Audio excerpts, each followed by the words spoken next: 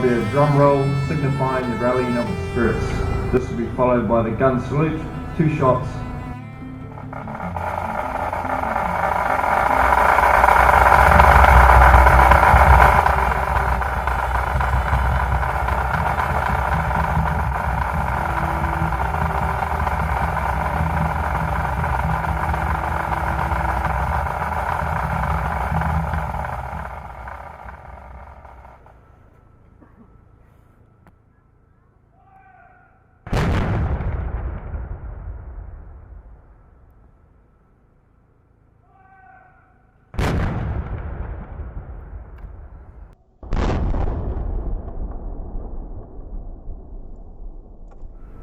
Once again, good morning and welcome to this ANZAC Day dawn service, the 108th anniversary of the ANZAC forces landing at Gallipoli in 1915.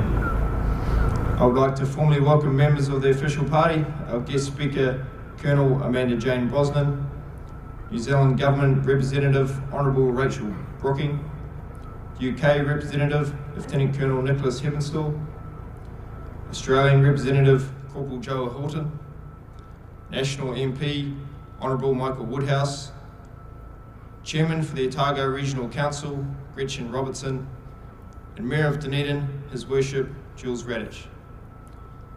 I would now like to introduce today's officiating chaplain, Father Mark Chamberlain. Kia ora e te whānau, and welcome. As we gather together this ANZAC morning, I invite us in silence to recall family and friends who people our hearts this ANZAC morning. In remembering, we are aware of the sacrifices where thousands upon thousands of New Zealanders have given their lives in times of war and peace. Gallipoli and subsequent conflicts have taken our people through the horrors of war, the trauma of its aftermath, and yet in remembering, we never lose hope. In reflecting, we can consider our time, our world today, especially the peoples of the Ukraine and Sudan, where our people serving in 2023. And what does a life of dedicated service look like? We consider the many New Zealanders who have served and continue to do so with the ANZAC spirit. We may never fully grasp the extent of their commitment, but just as there is a time to mourn, there's also a time to hold into peace. And so with faith and hope, the goodness of New Zealanders, and on the foundation of the ANZAC service, and later we'll say the ode together and fall silent for the last post and reveal, let us remember those who made the supreme sacrifice, those from our families and friends, those who have no one to remember them. Let us reflect on the present, and in so doing, renew our commitment to the causes of peace and justice throughout this world. And we now join in singing God Save the King. God! Shot! Resist! Oh! Shoot! Oh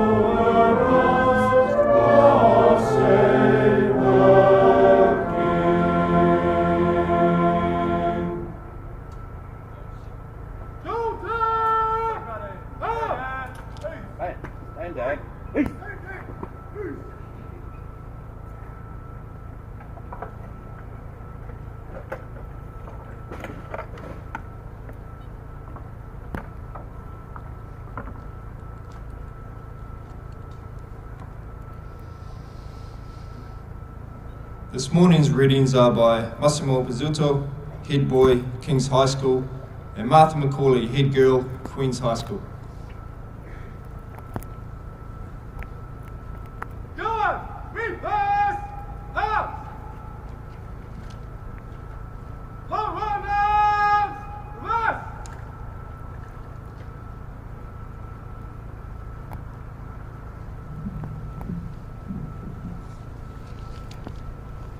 Betty Rawlings was born in Harvey, Western Australia in 1931. 3 years later, the family returned to New Zealand and settled in Invercargill. She attended Southland Girls High School. In 1949, she joined the Women's Auxiliary Air Force, WAAF, after seeing a recruiting advertisement. She joined at the youngest age possible, 17 and a half. She said that she was only 17 and 3 weeks at the time, and that it took her parents quite a while to agree to let her join. The contract was for 2 years. She was stationed at Woodburn, Blenheim, at the completion of her 2-year contract. She extended her contract to be closer to her family and was posted to Tyree Station. She has qualifications in shorthand typing. She went through the ranks from Aircraftswomen's Recruit to Aircraftswomen Auxiliary First Class, Corporal, and then at age 20, promoted to Sergeant. She was later commissioned to become a flight officer. She recalls as a WAAF officer, she had to wear a hat and gloves, even in civilian dress. She described it as very proper. Betty had several postings throughout New Zealand, but following her commissioning, she became personnel assistant to the Chief of Air Staff and lived in the WAAF officers' quarters at Warissa Bay. The highlight of her career was being chosen to represent the Tyree Station at Whenuapai in December 1953, when Queen Elizabeth II personally presented her colours to the RNZAF during the 1953-54 Royal Tour. Some of her memorable memories were coping with the different styles of hats with fashion changes, starting at 6 shillings and 6p a day, participation in services, sports events, and saving to take leave to travel overseas. Betty resigned from the Royal New Zealand Air Force in 1961 as a flight lieutenant. She was married and expecting her first daughter. Not many women stayed that length of time. Betty is 92, lives independently in a retirement village in Dunedin, and is still very active in the Victoria League and other organisations. We salute her service.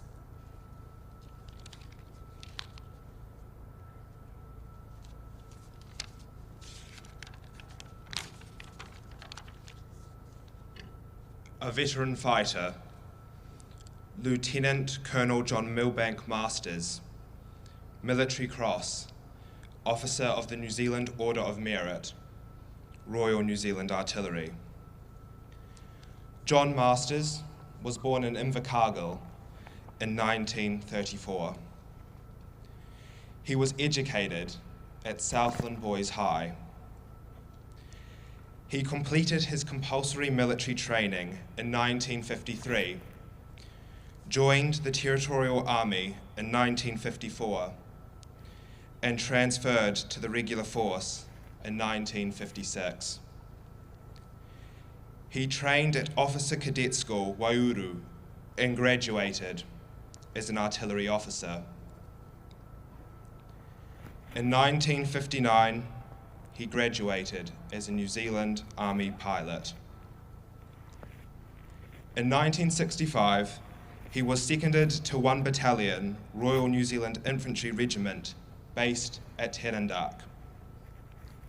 While based there, he was seconded to the 29th Corona Borneo Battery, 4th Light Regiment, Royal Artillery, as forward observer, attached to the 2nd Battalion, 2nd Gurkhas, King Edward's Gurkhas Regiment, based in Sarawak. During Operation Hellfire, he carried a badly wounded Gurkha for 54 hours through thick jungle and swamp after losing contact with his patrol. He then hid the wounded Gurkha in the jungle, got back to base and organised a search party, travelling with them back through the jungle and retrieving their wounded comrade. For his actions, he was awarded the Military Cross and was invested with this decoration at Buckingham Palace by Queen Elizabeth. In 1970, he was posted as Battery Commander, 161 Battery in South Vietnam, and returned to New Zealand when the unit left Vietnam. He endured the controversy of the parade in Queen Street and was summoned for offensive and disorderly behaviour by protesters. The matter was thrown out of court, the application described as misconstrued and abusive. John Masters retired from the New Zealand Army in 1983 after 27 years of service. He became involved with the Ranadale War Veterans Home and campaigning for the recognition of the exposure of New Zealand soldiers to Agent Orange, a chemical known to be a cause of cancer to those exposed to it. He produced maps that revealed the heavy spraying of the defoliant in the Phuoc Toi province, where most New Zealand soldiers were deployed and operated, contrary to the denial in 2 official reports. John Masters was awarded the Officer of the New Zealand Order of Merit and became the first recipient of the ANZAC of the Year award. As soldier, commander, and campaigner, he served his country with distinction. John Masters died in October 2010.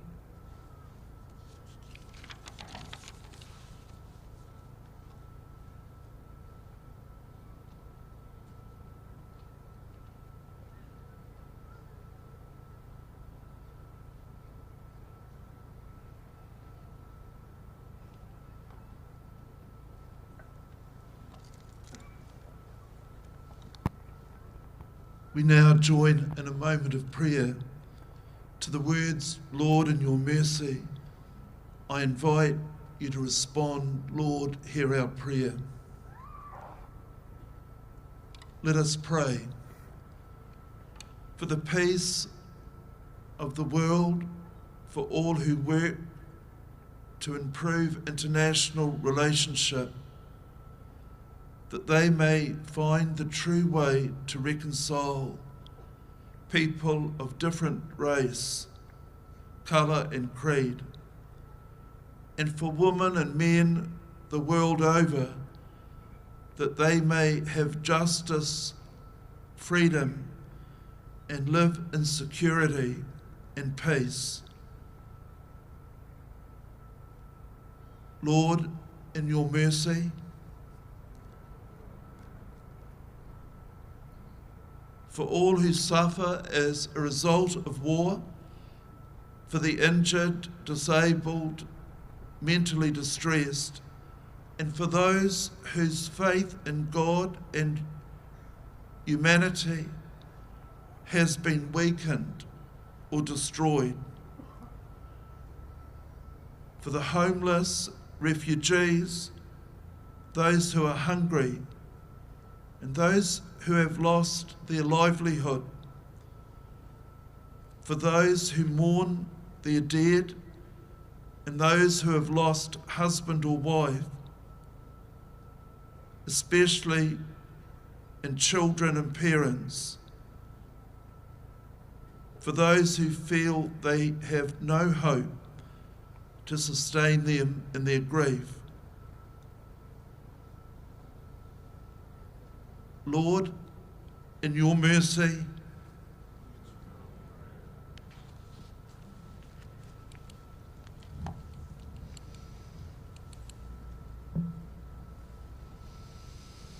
it is now my pleasure to introduce our guest speaker, Colonel Amanda Jane Brosnan. Colonel Brosnan joined the regular force of the New Zealand Army in 1990 and graduated into the Royal New Zealand Corps of Signals. In 1994, Colonel Brosnan completed a Master of Arts with honours in Military History and Strategic Studies, and in 1995 was posted to the Directorate of Defence Intelligence. The following year, she changed corps to the New Zealand Intelligence Corps. Between 1997 and 2001, Colonel Brosnan was on leave without pay with the New Zealand Army to care for her young children and to accompany her husband on an overseas posting. During that time, Colonel Brosnan undertook projects for Headquarters Joint Force New Zealand and Defence Recruiting. In 2001, Colonel Brosnan was posted to Capability Analysis and Doctrine Branch, Army General Staff, followed by the Royal Military College of Science, Shrivenham, the next year to complete a Master of Sciences in Military Operations Research. She then returned to Capability Analysis and Doctrine Branch, undertaking analysis to support commanders and Army Future Force concepts. In 2007, Colonel Brosnan retired from the regular force and transferred to the Reserve Force, where she undertook project work for the Defence Force. In 2009, she was posted to 4th Otago and South Battalion in Dunedin as Company Officer Commanding. In 2013, Colonel Brosnan was posted to the United Nations Armistice Mission in Afghanistan as Military Advisor. In 2014, Colonel Brosnan was promoted to Lieutenant Colonel and appointed as Commanding Officer, 2nd 4th Battalion, Royal New Zealand Infantry Regiment. On completing that posting, she served as Staff Officer to the Assistant Chief of Army for Reserves. In 2020, Colonel Brosnan deployed to the United Nations Truce Supervision Organisation in Israel for 11 months as Chief of Observer Group Golan in Tiberias. In 2021, Colonel Brosnan was appointed as Reserve Force Executive Officer to the Land Component Commander on promotion to Colonel. And in 2022, she was appointed Assistant Chief of Army for Reserves. In 2011, Colonel Brosnan returned to the University of Otago and in 2015 completed a Bachelor of Laws with honours. She was admitted to the bar in 2016 and currently works as a Crown Prosecutor. Colonel Brosnan lives in Upper Hutt with her husband Godfrey and their youngest child. Ma'am, it is an honour to have you here with us this morning.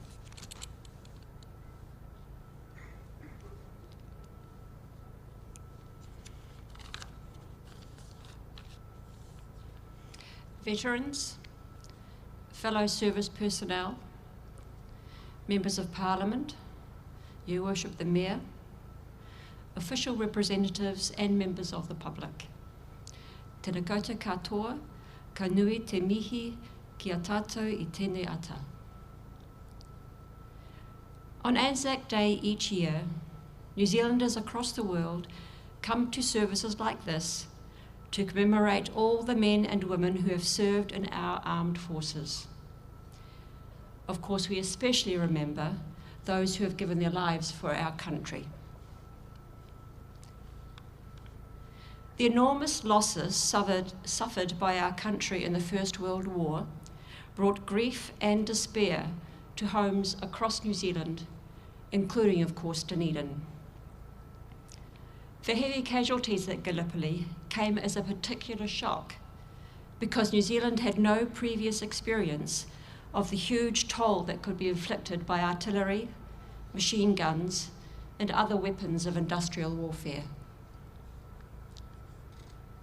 Each generation of New Zealanders has its own struggles and crosses to bear, but those who fought in World War I had more than their fair share of misfortune.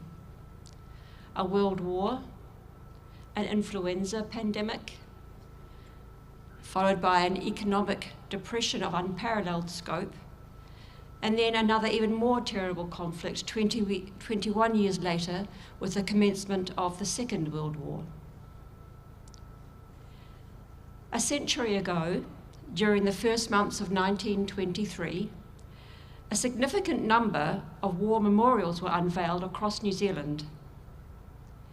Many speakers at the unveiling ceremonies stressed that the memorials, no matter how substantial, were an inadequate but nonetheless powerful symbol of the sacred obligation New Zealanders have to honour those who gave their lives for their country.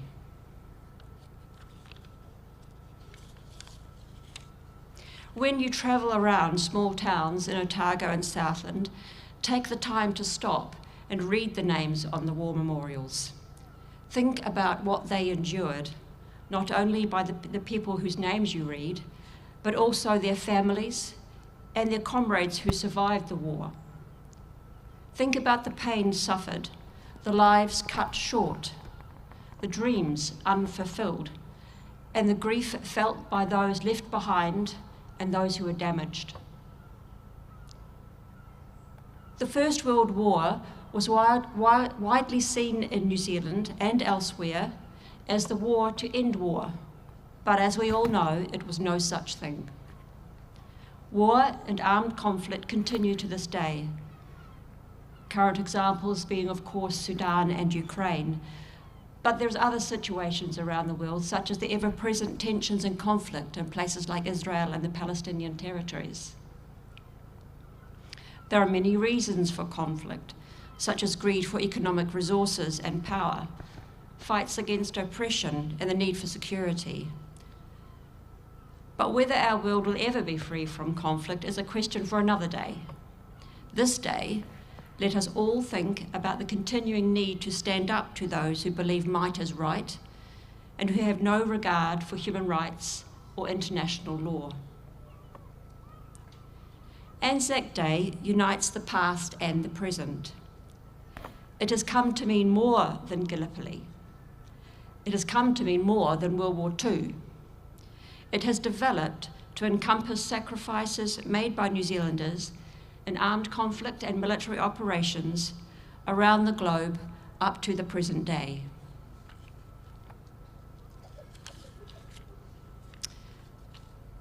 ANZAC is also about the future. As a reflection of their shared history, starting with the ANZACs of Gallipoli, New Zealand and Australia signed the Closer Defence Agreement in 1991, and this year, the respective chiefs of New Zealand and Australian armies signed a bilateral service cooperation plan, otherwise known as Plan ANZAC. It is a very fitting name for the ongoing mutual commitment of support to each other's security, to closely coordinate our efforts in the South Pacific, and to maintain a shared focus on the security and stability of our broader region. This cooperation is the enduring characteristic of the ANZAC relationship. But to return to remembrance, I leave you with the words first penned by John Maxwell Edmonds at the time of the First World War. When you go home, tell them of us and say, for your tomorrow, we gave our today. Nō re rā, tēnā koutou, tēnā koutou, tēnā koutou katoa.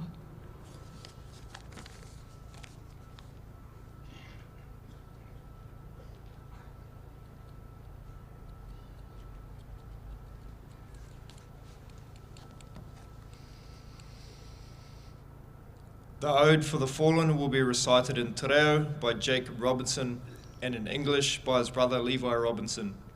Both Jacob and Levi are students at Otago University, and their great-grandfather served in the 28th Māori Battalion.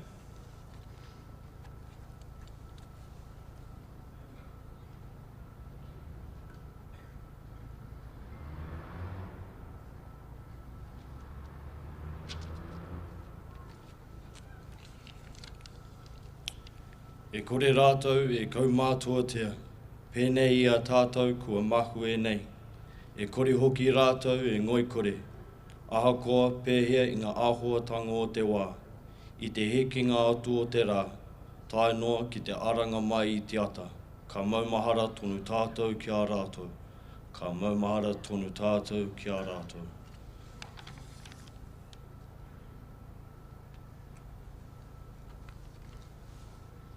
They shall grow not old, as we that are left grow old. Age shall not weary them, nor the years condemn. At the going down of the sun, and in the morning, we will remember them. We will remember them.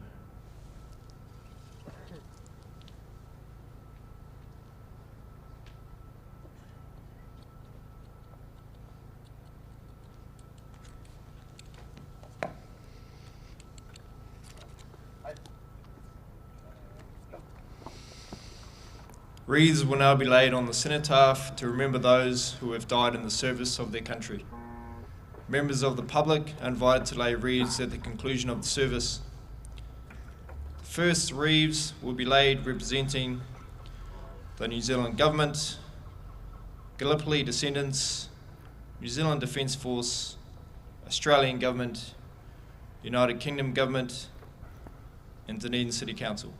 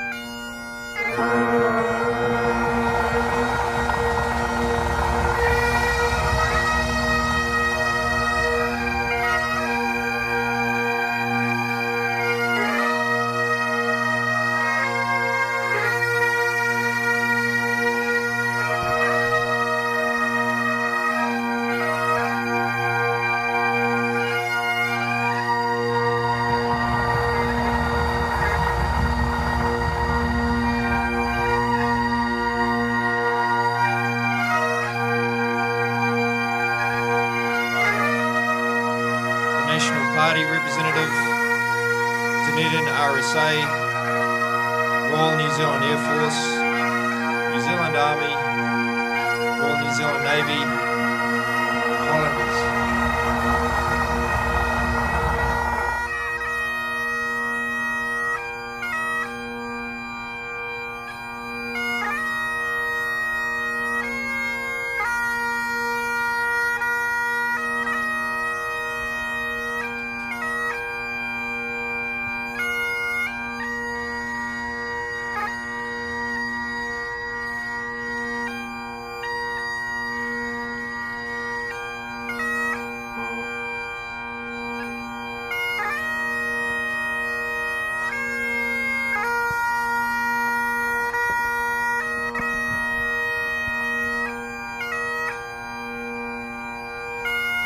New Zealand Police, New Zealand Fire Service, St John, Red Cross, Otago Regional Council,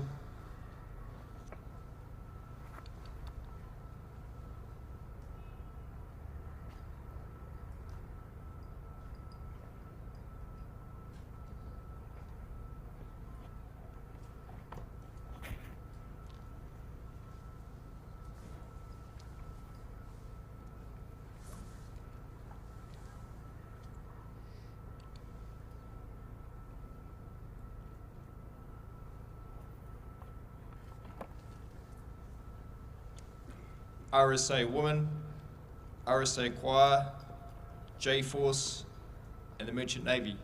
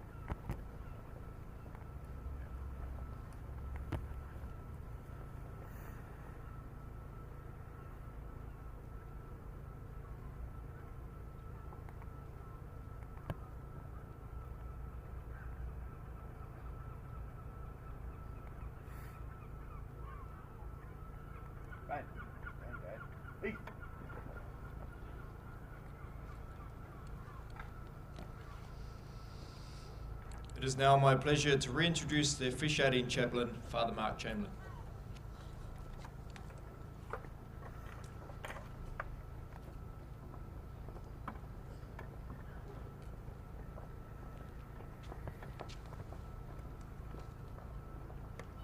Ka mea efta, when you go back home, say for your tomorrows we gave our today.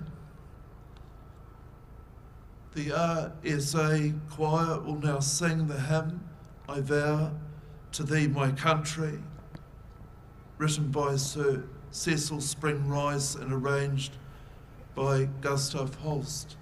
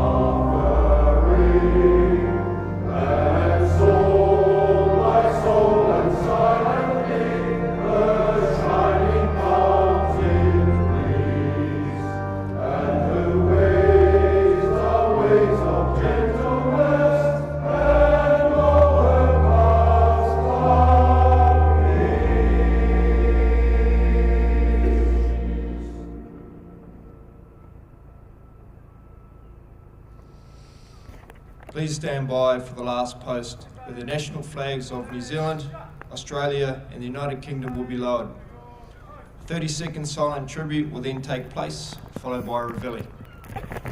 God! Orange up! Present! Up!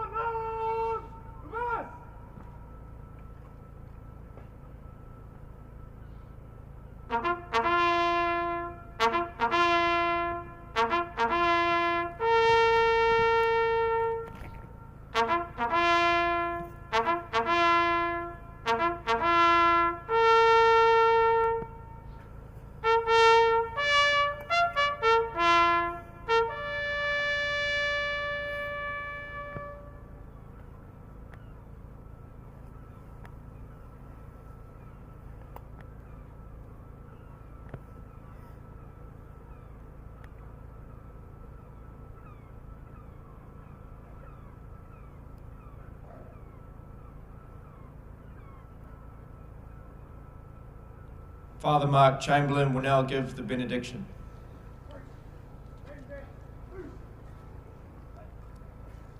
God grant to the living grace, to the departed rest, to the Church, the King, the Commonwealth, and all humankind, peace and concord, and to us and to all his servants, life everlasting. Lead us from death to life, from falsehood to truth. Lead us from despair to hope, from fear to trust. Let peace fill our hearts, our world, our universe. Let us dream together, pray together, and work together to continue to build a world of peace for all. And may the blessings of Almighty God, the Father, the Son, and the Holy Spirit come down upon you and remain with you always.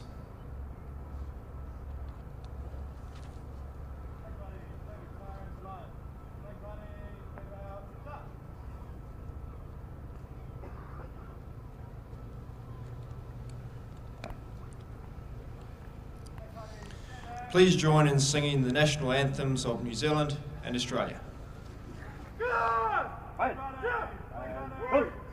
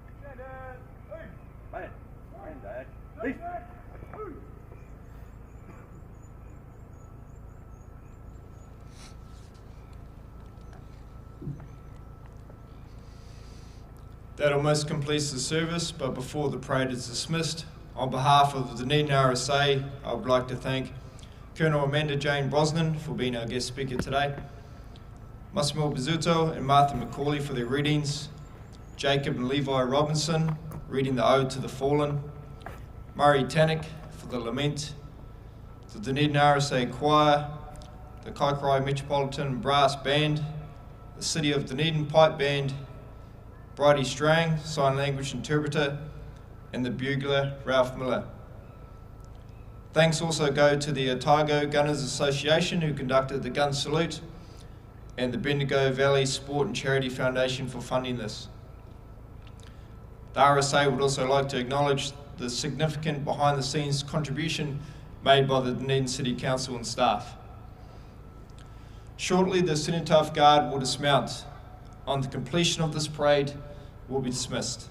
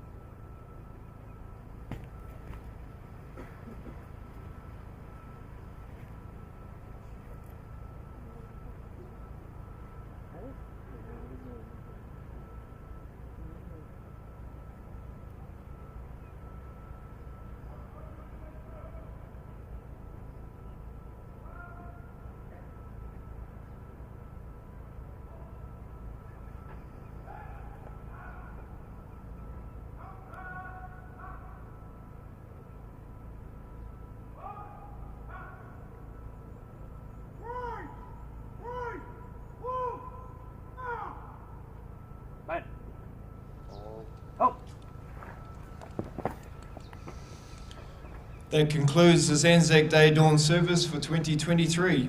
I would like to finish by thanking you for attendance this morning, and we look forward to seeing you here again next year.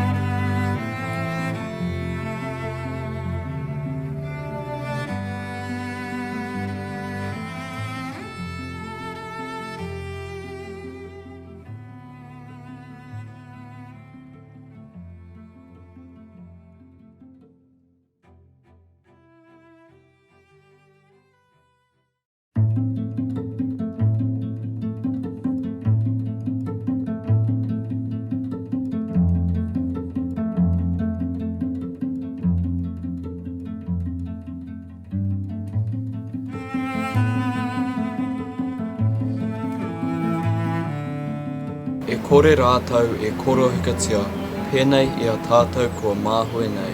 E kore hoki rātou e ngoi kore, aha kua pēhia i ngā āhuatanga o te wā, i te hekinga atu o te rā, tainoa ki te aranga mai i te ata, ka maumahara tonu tātou ki a rātou, ka maumahara tonu tātou ki a rātou. They shall not grow old as we that are left grow old. Age shall not weary them, nor the years condemned. At the going down of the sun, and in the morning, we will remember them. We will remember them.